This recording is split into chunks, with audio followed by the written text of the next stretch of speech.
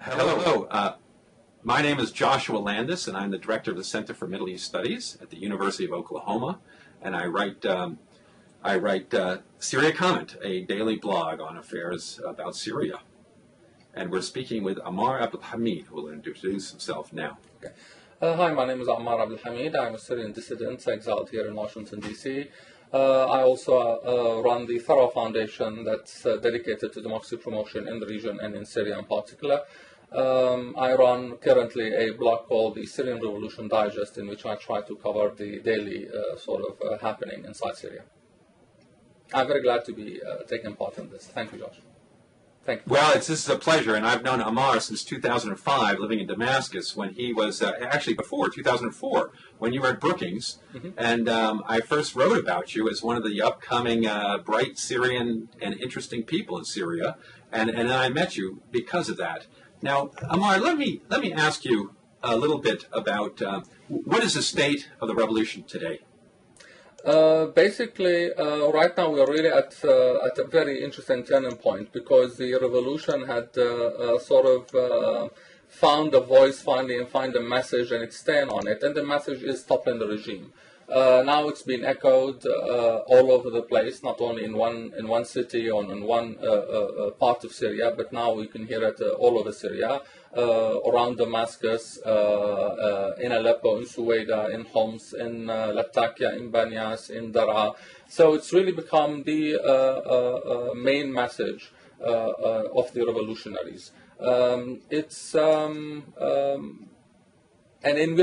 getting more and more organized. A lot of the it's discovering its leadership on a local level, which is what it's supposed to do anyway.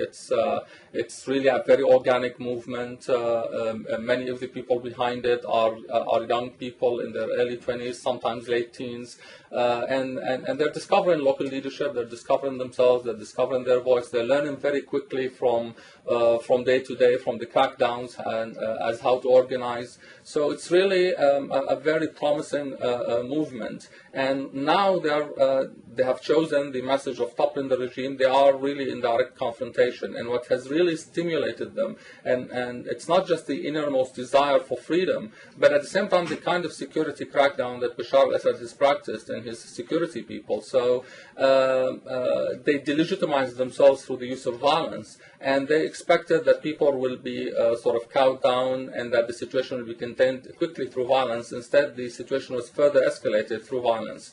And now, basically, it's a showdown, and it's a battle of wills. And the protesters are sticking their ground, but so is the regime, really. It's sticking to its security and to its guns.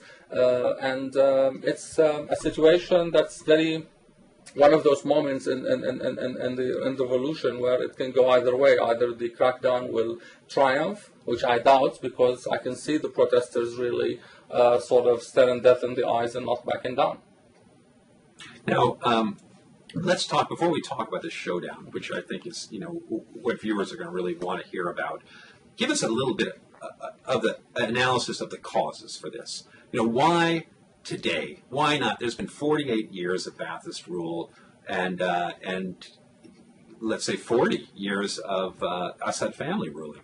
So why today? Well, I mean, this is not the first attempt, of course. This is, however, the first organized, really revolutionary spirit that's led by young people. I guess the demographics is playing a very important role in this. We should not forget that. It's also a time when social media has given the ability of the different networks on the ground to coordinate between themselves, and for the activists to really speak to each other and to be able to organize. Let me stop you at that, because the social media is obviously crucial here. In the past, Syrian regime has been able to kick people out of the country, and the best and the brightest have left Syria. There's been a waves. There are millions of Syrians who live outside the country who are extremely successful.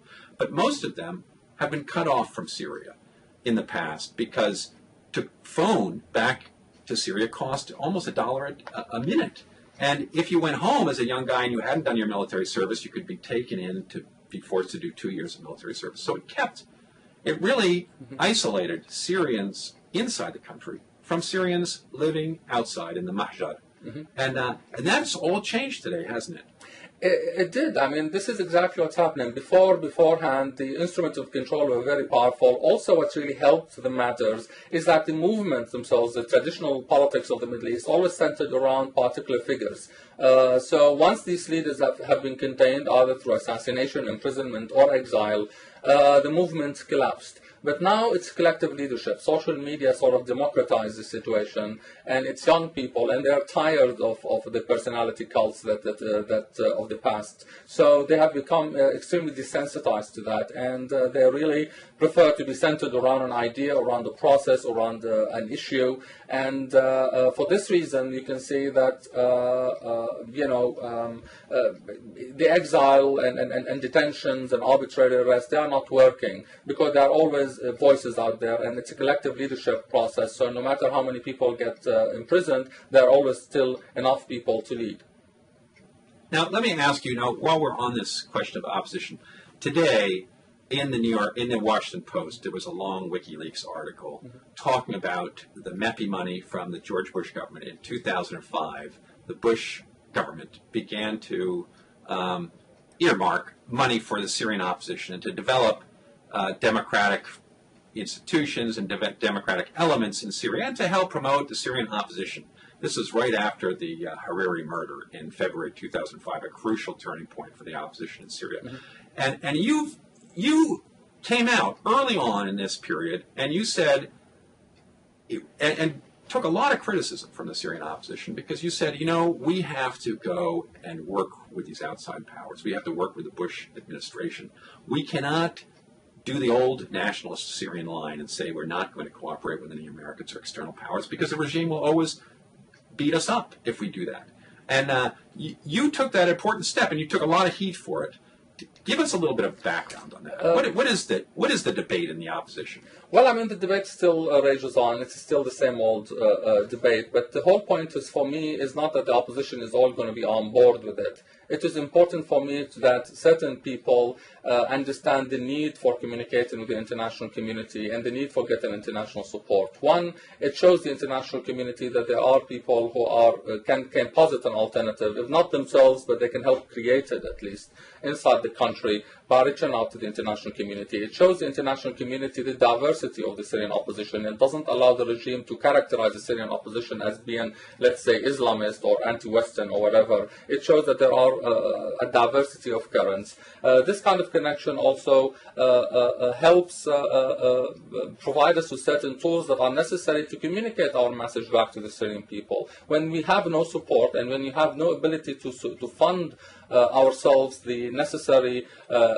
outlets and programs that are capable of training terrorists and conveying information to the Syrian people, we are depriving ourselves of the necessary tools to change and to orchestrate change. So for this reason, I realized that something needs to be done along the lines of getting international support, despite the heat that you were taking. Now, the way I did it publicly, so I can always be held accountable. I did not hide the fact of it, so, I practice what I preach, which is democracy and transparency to the best of my ability. And I realized I'm going to take a lot of heat for it, but so long as a core group, a core ID is established that can provide the outlet, the channel of communication, then something has been achieved.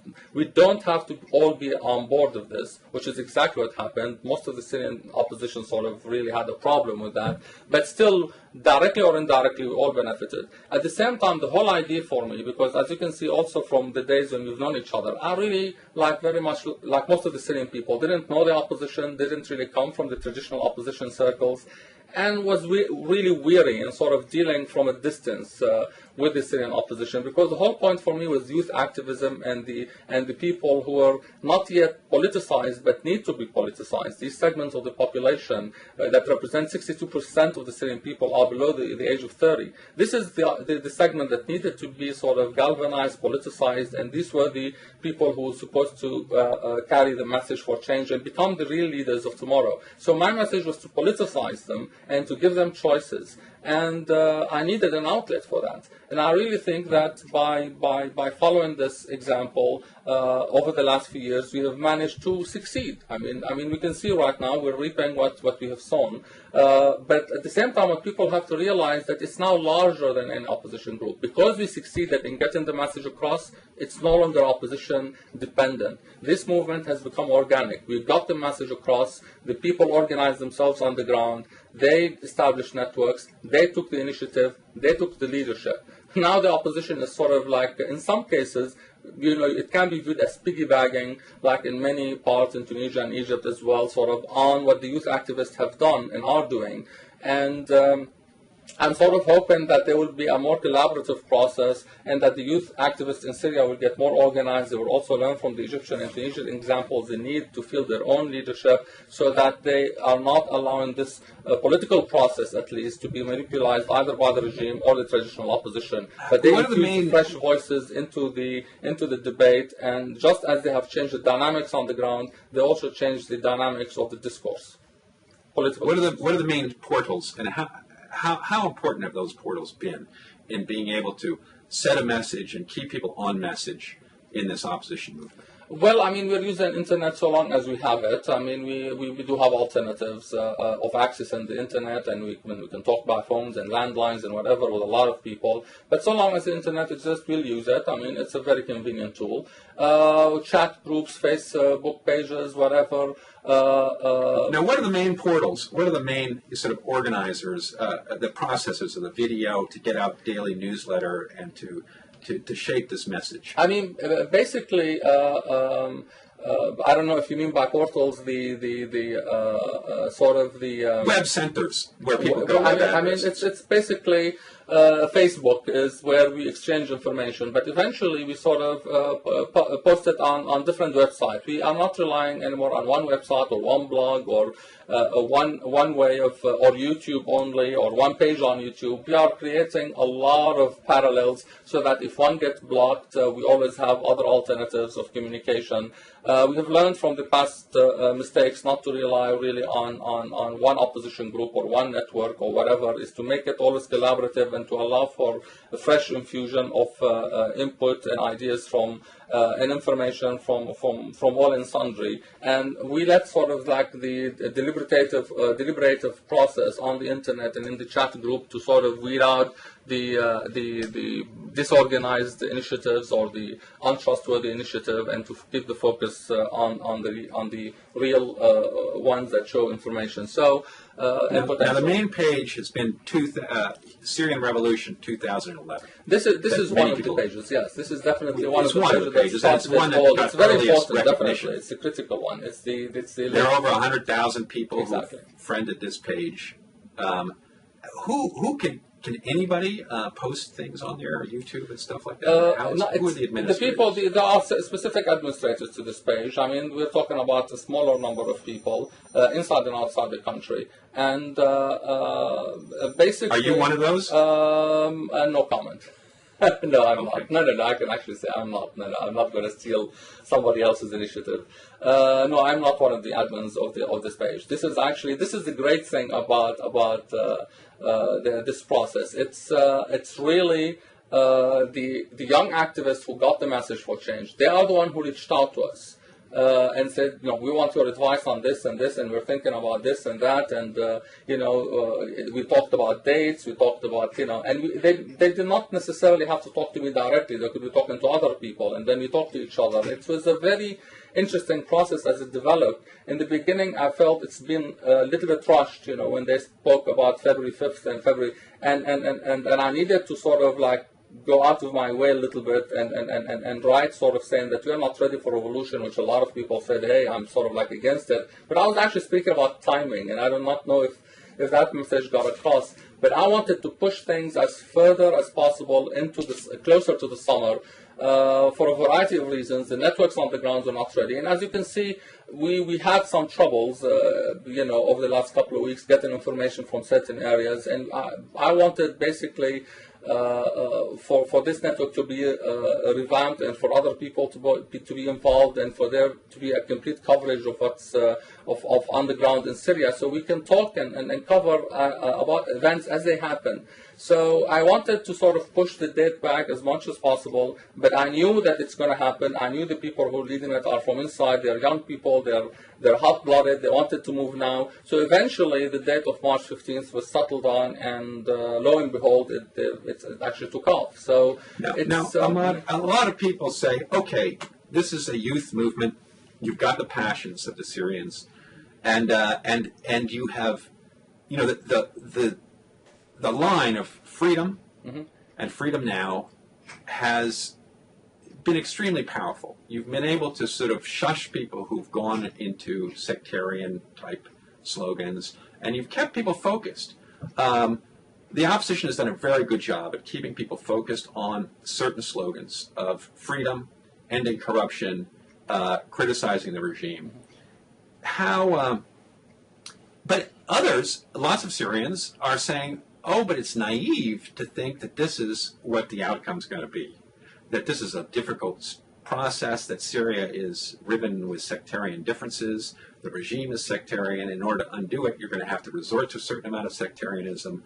How do you, how have you managed to keep all of those, and the regime, of course, is accusing you of really being a front for the Muslim Brotherhood and a front for connections to al-Qaeda, and that if you open this up, this hydra-headed monster is going to come out full of extremists, foreign intervention, and that Syria is going to end up looking like Iraq or Lebanon, a deeply penetrated country where America and every other foreign influence is going to have a play day.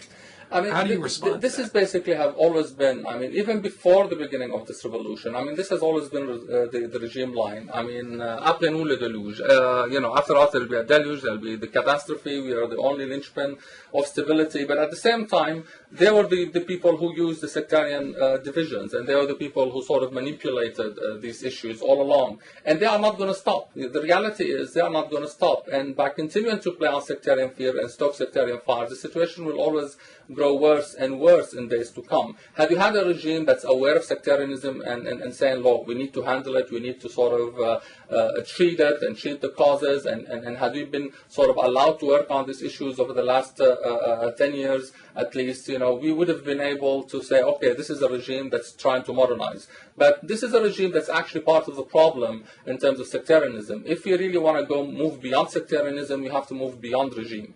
How sectarian is the regime?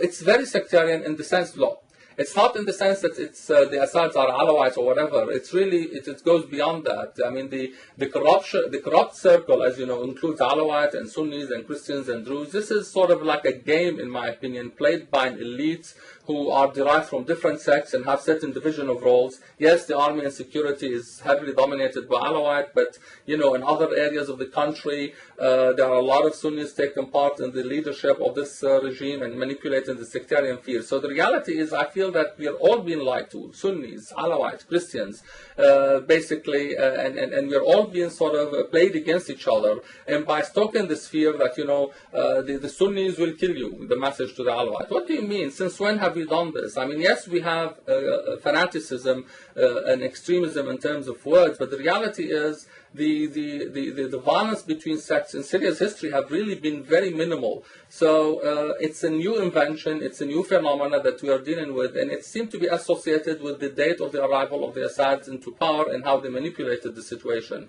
We have to realize that we are dealing with an Assad-created phenomena here. Of course, it's a serious one, however, and we are not going to be able to handle it by ignoring it, and we're not going to be able to handle it simply by raising slogans. There is much work that needs to be done on the ground, and this is a problem that's going to be with us for years after regime but falls, Ammar, I mean, in order for us to this is it. the same thing, Ammar, in Iraq, when America intervened in Iraq and got together the National Front, the Iraqi National Front.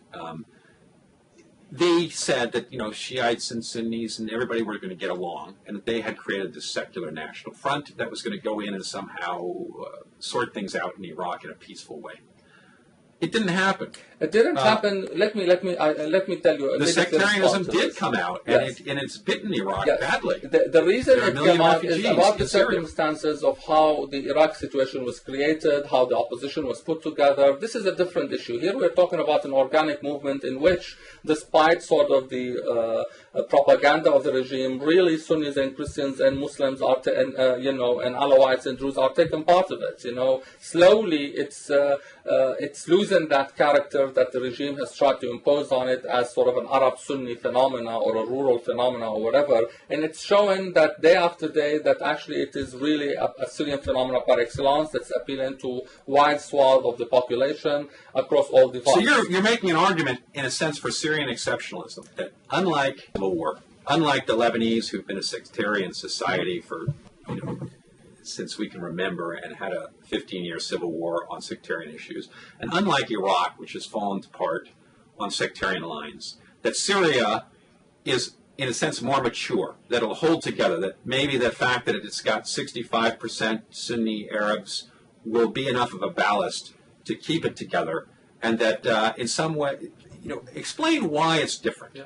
But you see, this is exactly the kind of exceptionalism that everybody feared in Syria. Even the regime was talking about the tolerance, especially at least vis-a-vis Christians when foreign sort of visitors come along. We are aware of our exceptionalism in this regard. The reality is this is something ingrained simply because we are a society of minorities. I mean, even the Sunnis are really different groups. So in a sense, they are not sort of like one Sunni overarching Sunni identity. There are a lot of groups within the Sunnis, so we've always really lived by managing differences and by managing diversity and by managing basically this communities, you can say. So this is nothing new to Syrian realities.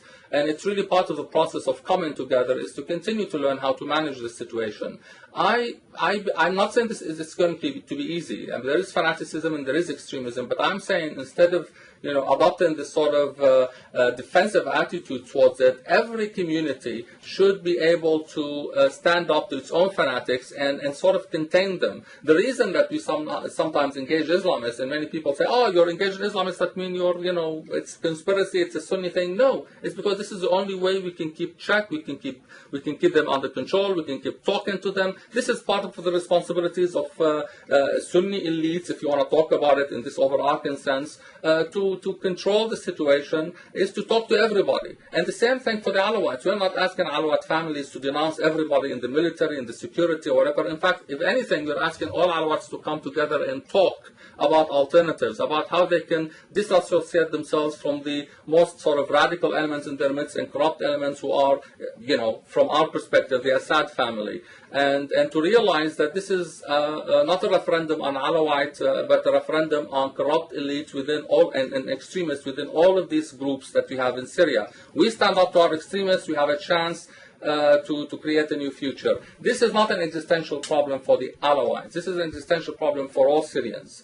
And we are all in it together in many ways, and we really have to realize that. In a sense, the reason I don't want to, I'm not really sort of like pushing for immediate showdown and let's finish this revolution now and want the regime to fall now, and I'm willing to sort of say, okay, let the process simmer and take a longer period of time, is because I want this dialogue to unfold even now as we speak. I want people to have a chance to absorb the message of change. Of course, we have to deal with the situation as it unfolds on the ground eventually. Right now, we're in the midst of it. But the reality is, I really believe that we can, if you want to be an exception, we can create the exception. We have what it takes. We have a history of exceptionalism in this regard. We have also some incidents that happened in our recent history that are very dark, and we really need to overcome them. But we have what it takes to build something together. We need Let to me ask you about that each recent other history. again. Let me ask you, I mean, what we are referring to here is 1982. Mm-hmm. And the years before 1982, when the Muslim Brotherhood organized to oppose Hafiz al-Assad, the father of Bashar al-Assad, the president today. And during the late 70s, there was increasing violence in Syria, car bombs, bombs against the Ministry of Defense, and so forth. There were attacks on Alawites as Alawites, leading Alawites, and the regime put as many Muslim brothers as they could find into jail and ultimately assassinated many. And this escalating violence and assassination attempt against the president culminated in Hama, where the Muslim Brotherhood took over, called for generalized revolt, calling the regime a kafir, a godless regime, and the regime smashed Hama. The old city was destroyed, perhaps 20,000 people killed, and then there was revenge taken on Muslim brothers in the prisons and so forth. A very bloody episode, and it has darkened Syrian history and left this undercurrent of bitterness and perhaps a desire for revenge in some parts of Syria. And I guess that creates this bedrock of fear. How has, I mean, my question to you, Ammar, is when you look at the way that opposition was in the 1970s and 80s, and the opposition today, which seems to be run on a very secular basis, non-sectarian, calling for freedom and democracy, not calling for an Islamic state, not, takfir, not calling anybody godless or talking about sectarianism. How has the opposition in 20, 30 years been able to change that message? Well, I believe, even when the message of sectarianism, the sectarian message sort of was reiterated by some members of the Muslim Brotherhood in the late 70s and 80s, the reason it happened, we really have to remember also that it was a far more complex situation. It's not that the Muslim Brotherhood against the regime. There were communists against the regime. There were Ba'ath members who broke out with who broke with the regime. There were Nasrists. There were a lot of groups going on, and there was a lot going on. There were internal problems within the regime, and also there was the Iraqi-Syrian sort of rivalry that's going on, and the exchange of car bombings between Baghdad and Damascus, and all of that. So there was a whole. But none of that was a serious threat. The left was not a serious threat. Yes, but at the same time, I understand that. But I'm trying to say that the circumstances were once again too much in flux, and there was just not just one voice, but the violence came from the Islamists and the regime. Sort of that's where the rest of society was sort of lost. So has the Assad regime? I guess the question here. I think what happened is that from that time until now, a lot of the people who are forced to observe the situation and who are locked between these two extremes have been talking about it for the last few decades, how we can prevent being locked within this situation again. So there was a whole debate that was taking place quietly, not so quietly in recent years, about how not to be sort of let the process be dictated and controlled by the extremes on both ends, whether the regime or the opposition. And I think at the end of the days, what really we have reached is that through the use of nonviolence, it takes two sides to have a conflict. It takes two sides willing to go the distance and to use violent tactics to have the situation escalate into a civil war or some kind of a violent conflict. And by refusing to fall into that trap and succeeding in doing so until now, I think we have managed to keep this what it is right now. A majority, on our part, on the protesters' part, it's very, very peaceful, despite all talks about infiltrators and whatever. And the crackdown is coming only from one side. So we hope to keep it this way, and we hope that by keeping it this way, we can actually gain more people to the cause, and at the same time get to the other side, show people on the other side that there is a chance for.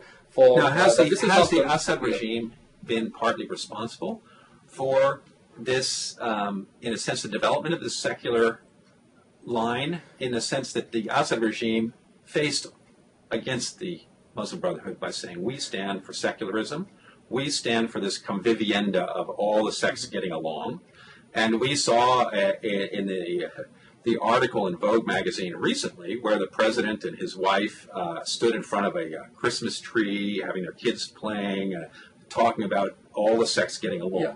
And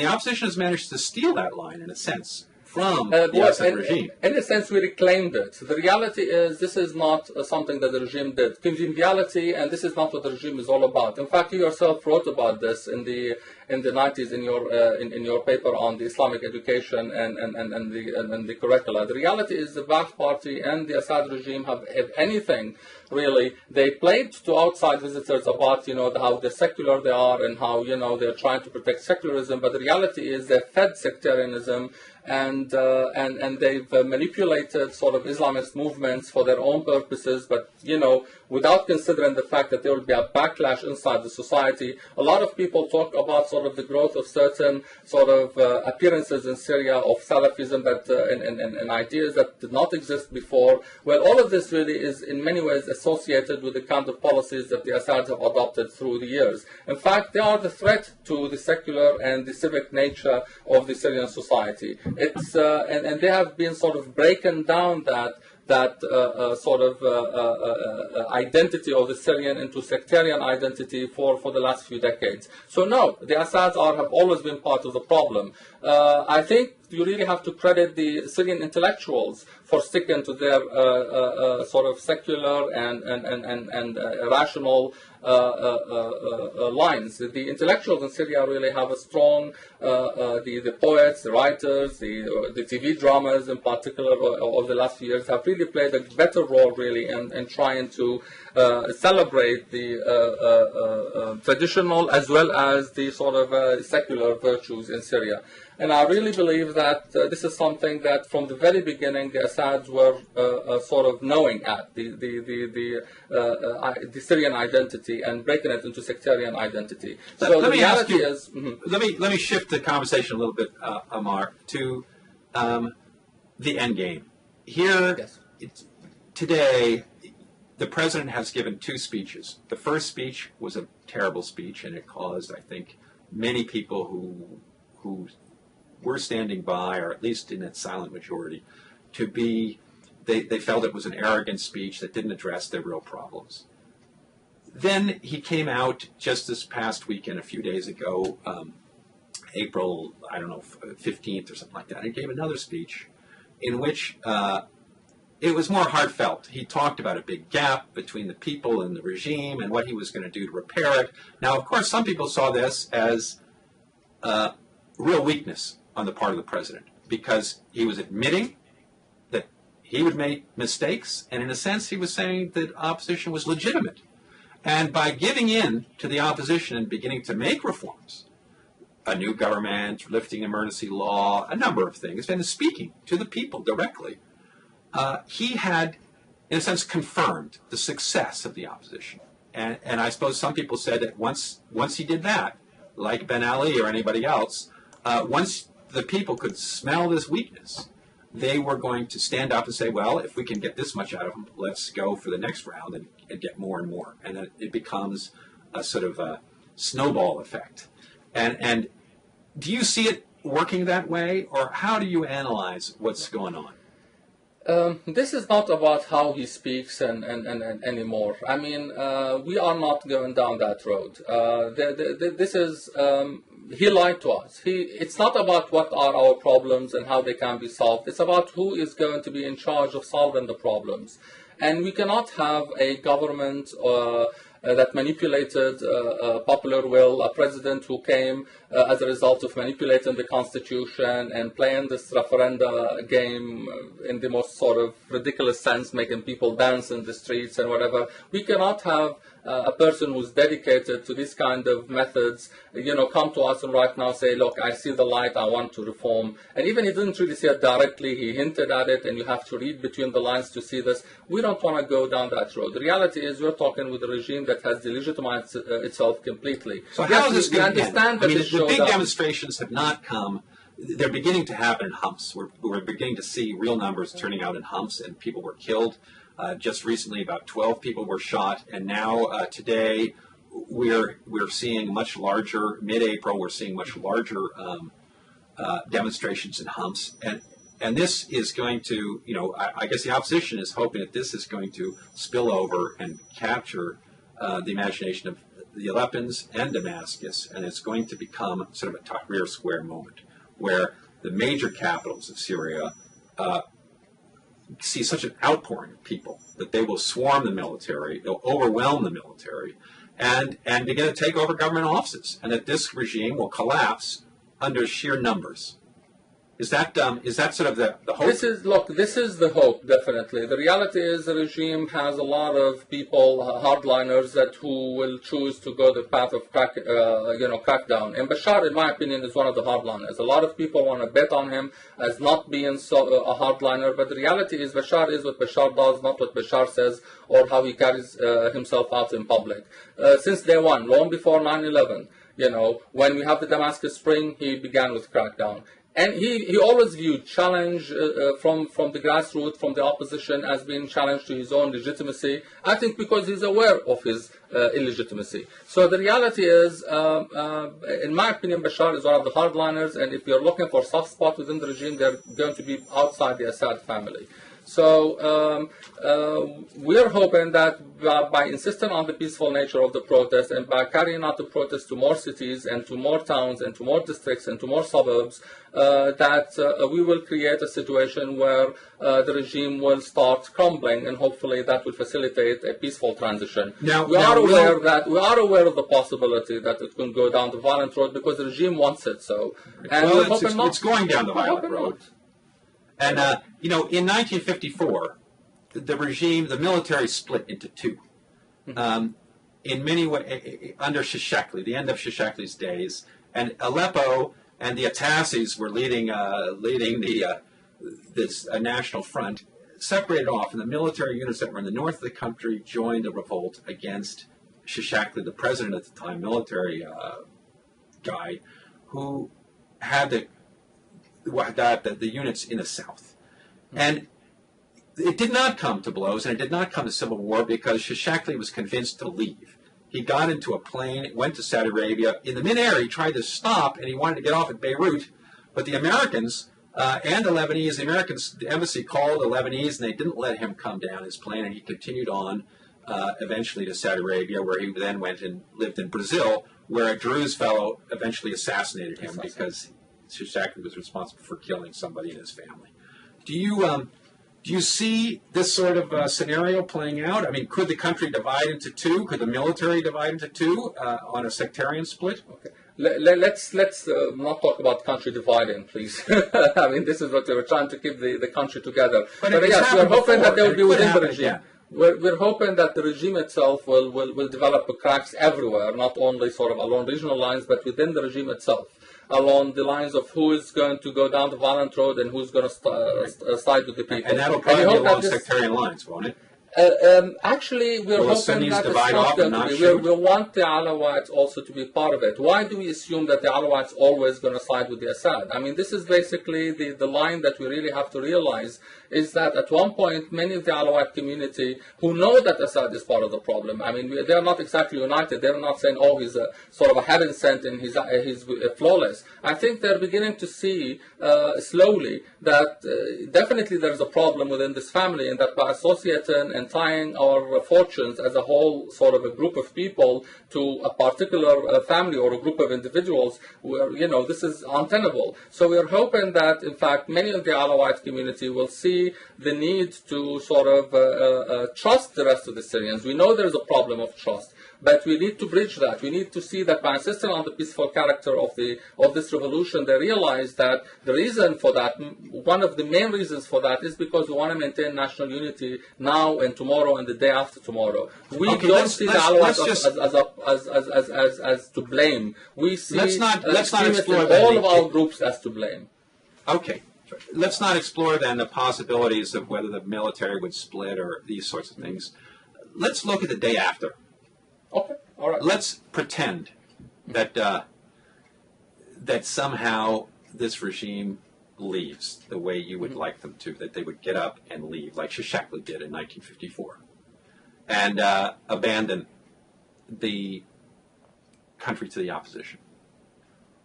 Who is going to rise up out of this opposition in order to take control? Nobody knows at faces, as you said, the power of this opposition is not a personality.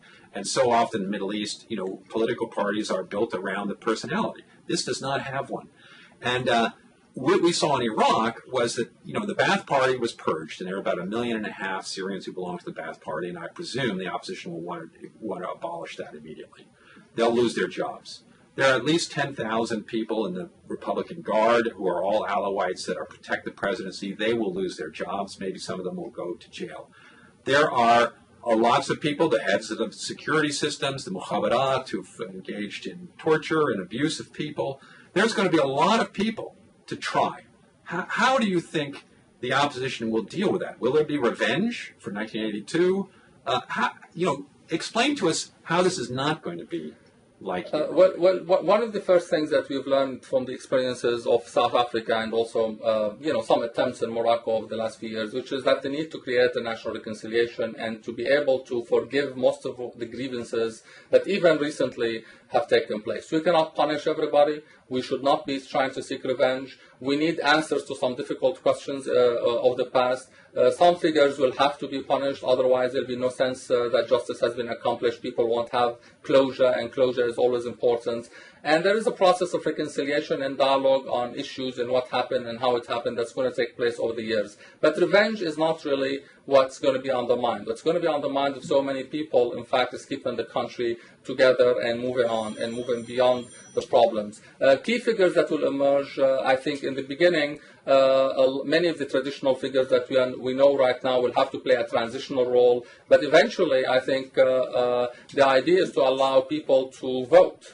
And the final analysis, this is what we want, a democratic system. But you'll have to have an interim government that will hold the thing together, and it can't be the military. In Egypt and Tunisia, it's been the military. In Syria, it will not be able to be the military. This is what I'm saying. There have to be transitional figures, and I think there are a lot of them around. I'm not throwing names simply. I don't want them to be targeted, but we can all speculate who they are. There are a lot of traditional figures who, over the last few years, have acquired legitimacy in popular view because of their stance, because they are in the opposition. Now you're talking, I suppose, about the Syrian, the movement that galvanized in 2005 around the Damascus Declaration. Exactly, and there are figures from beyond perhaps the declaration that can be incorporated as well, who have legitimacy in their own communities. So the reality is we're talking about these kind of figures who have at least managed to gain some credibility over the last few years and legitimacy through their own actions. They will have to play a transitional role, but believe me, that transitional period has to be a short one, and at the same time the democratic process and the revolutionary process that we see right now will produce local figures. So in my opinion, the eventual leaders, let's say a year after the regime, you won't believe the leaders who will emerge, because in my opinion, many of them are unknown right now. There will be people elected on a local level who have gained legitimacy in these last few months by action on the ground, by joining the protests and organizing the protests in their own communities, and by speaking to the people and for the people. So who's going to keep security during this time? I mean, in Iraq, the Americans were there, and they did a very bad job of keeping security, but they were there. In Syria, in theory, the military will collapse because it's led by Alawites or regime figures who will be purged. And how is the military going to reconstitute itself, or will there be no military in this interim period? Well, we are talking about a situation, in my opinion, that it all depends on what role the military will eventually play. In fact, our hope is that by siding with the people at key points, that many of the figures in the military might be able actually to stay and to keep the military together and to sort of just simply reorganize it again in a certain process. We don't want to see the military collapse. We don't want to see the entire security apparatus in the country collapse. We want to see a reconstitution of these important bodies for any state, basically. So that's why I'm saying we're not talking about whole-out purges. We're not talking about revenge. We're talking a lot about opening a new page, basically, and a lot of the people who are willing to side as early on as possible with the revolutionaries right now and break away with the Assad will be able to play a part in putting sort of the army together again, will put in the security together again, sort of along new lines, national lines, and to serve the state as a whole, and not just any sort of particular figures or leaders. So our hope is that we are not talking about wholesale purges, and we are not talking sort of about going, we want to end corruption, of course. There are a lot of corrupt figures along, but in my opinion, many of them happen to come from outside the military, really. We need to keep that in check, and we need to keep that in control. But we are not naive. We are not sort of people who realize that somehow the ancien regime as a whole has to go. Every revolution that tried to throw the ancien regime completely was a violent one, and ended up sort of having the state sort of dissolve and go into a serious crisis over a longer period of time. The rose revolutions and the color revolutions have always succeeded simply because they kept many old figures from the ancien regime and co-opted them and dealt with them and opened a new page with them. And this is what we are hoping to achieve. We are hoping to, by forgiving the past, not forgetting the past, as Mandela said, that we are able to co-opt many of the people in the ancien regime and build something new. That means that the revolution may not deliver 100% on the expectations of the people on the day after. It's going to be a long process after that as well for the revolution to be successful. But keeping the country together is important, minimizing the violence is important, and I think everybody will appreciate that. So the transitional period is really two-part. Phase one will be the immediate transition from a council selected from certain key figures in the country to national elections and democracy and multi-party system and whatever. But that too will mark, the election of a new government will mark sort of a second transitional period that will probably last for a few years as slowly a national reconciliation process emerge, as slowly the army and the security apparatus get reconstituted, and hopefully, as I said, with the participation of many of the people right now in the regime. Perhaps they don't even doubt that they are going to play that part yet, but I hope that in the next few hours and days, they'll begin thinking along these lines, and they begin thinking along the possibilities and the benefits for all of us in restricting revolution and limiting ask you one foreign policy question before we end this? Yes, please. How do you see, one of these slogans that's been submerged in this, but it keeps on popping out, and it did just yesterday in Jeble, is La Iran, La Hezbollah. No Iran, no Hezbollah. Is Syria's orientation after the revolution going to be a more Sunni orientation, in other words, with Saudi Arabia, Turkey against Iran? Or will it be, do you think, the same elements because of the Golan Heights and the desire by Syria to get the Golan Heights back from Israel? Will it still be the opponents of Israel, Iran, Hezbollah, Hamas, siding with Syria in an alliance that can pressure Israel for the Golan? Or will a new government forget about the Golan and say that's one bridge too far for us and try to reconstitute pro-American relations with Saudi Arabia, with Turkey, perhaps making peace with Israel, and reconstituting Syria's approach to the outside world on a basis that would get sanctions lifted from America and open up relations with the West in a pro-Israeli way that would not have Israel defining U.S.-Syrian relations as it has for the last 50 years? I think this is one of those important questions. We have to realize in order to answer it, however, that the sentiments on the ground regarding Iran and Hezbollah are linked to their relationship to the Assad family, and not necessarily to a hatred of Iran in general necessarily. Yes, the sectarian dimension play a role here as well, and we have to be sort of aware of that, and we cannot sort of deny it. But at the same time, we are a country that's smack in the middle of a lot of regional processes and push and shove. So, in my opinion,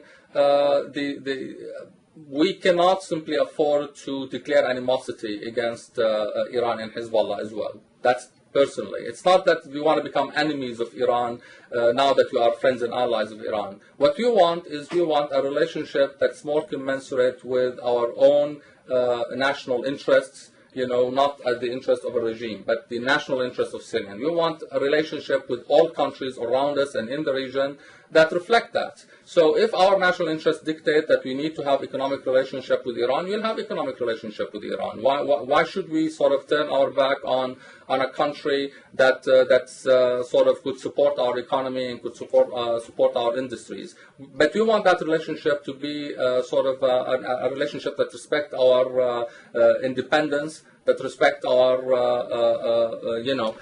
and that does not sort of try to manipulate the security sort of makeup of the country and try to create internal problems and shove us into sort of conflict with other countries in the region. What about Israel? Everybody wants to know, what about Israel? And one of the things the regime accuses you of is being weak on Israel.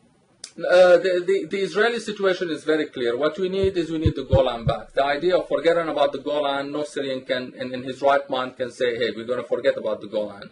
But we are committed to the diplomatic process. That's something that people should understand. We don't have the ability to fight a war, and the war will be devastating. I mean, what if Israel says we're not going to give it back to you? You're too weak. The problem is with that kind of an assumption. It's assumed that diplomacy somehow is a toothless process, that there is no sort of imagination behind it. And it really,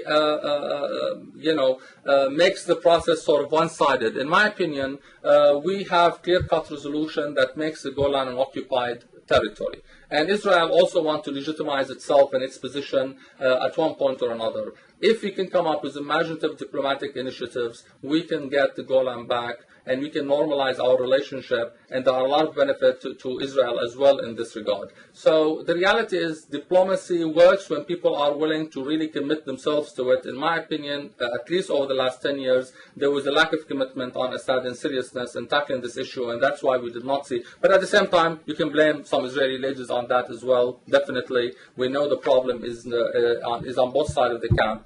But the whole issue of the Golan is something that we are committed to, and we are. But you renounce a military solution. You won't use military pressure to try to get the Golan back. Well, we have to. I mean, look at it. The military solution in our part of the world. First of all, we have been spending huge chunks of our national budget on military spending, and our military is not even capable of standing a day to Israel. And you all know that. We don't have what it takes. How much money do we need to pour into military solutions that do not work? The reality is we cannot compete with the kind of support Israel gets from the United States and elsewhere in terms of building its military industrial complex. We don't have the ability to compete with that. Just look at it logistically. I mean, people think that by renouncing violence somehow we're committing treason. The reality is by endorsing it we're committing treason because we are wasting resources. By supporting Hezbollah, by getting a new missile technology, that there has been significant advances in deterrence, that Israel hasn't attacked Lebanon in 5 years, since 2006, since getting its nose a little bit bloodied in 2006, that there has been a level of deterrence that has been produced. Deterrence is one thing, and getting the Golan back is another thing. We need to protect ourselves. No one is saying we should not protect ourselves.